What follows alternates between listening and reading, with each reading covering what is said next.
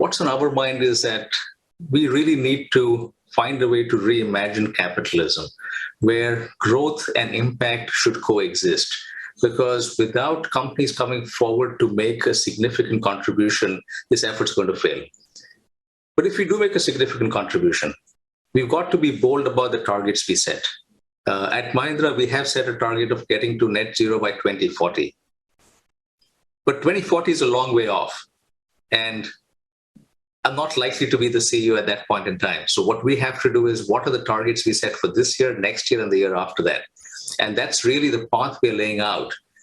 But what we've also learned is it's not about just what we do within the confines of the company. It's how we engage with the broader communities. And let me give two examples here. Our journey started about 15 years ago. And one of the projects we commenced was Project Haryali. Haryali means greenery. And we've planted about 20 million trees at a run rate of roughly 1 million a year at this point in time. Our target is to get to 5 million trees a year in the next 5 years. But the real difference we've made is the impact that these trees have had on tribal communities in various states. And one example of this is a tribal community in the Araku Valley of Andhra Pradesh, a state in southern India. Fruit trees were planted there with the help of the tribal community that provide soil nutrients and shade to enhance the quality of coffee that is grown by them. And the coffee became so good that they could actually start taking and selling this, and has now become famous as Araku coffee. It now has a store in Paris and is a connoisseur. It's treated by connoisseurs as some of the best coffee in the world.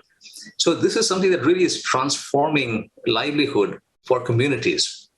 And based on that, the community has developed a holistic program based on biodynamic farming that has increased the yield of coffee, enhanced its taste, helped them get premium prices for their produce.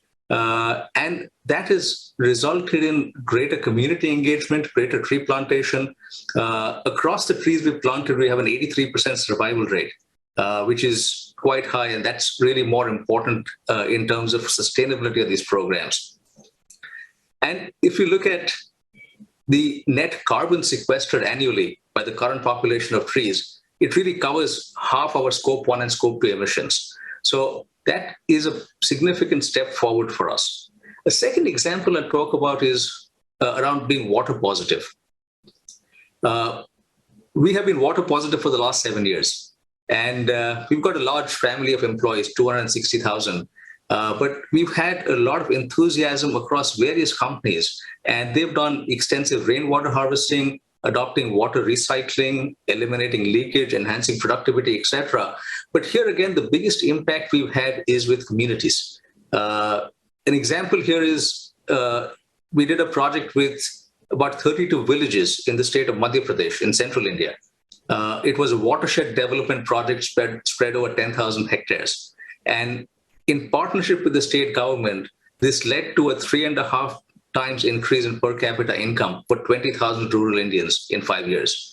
And this was essentially due to large-scale rainwater harvesting.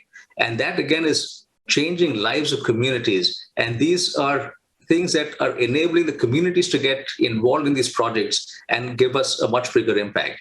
So really, in summary, the role of corporates I would look at is to be a catalyst for some of these changes and be able to make them much more far-reaching.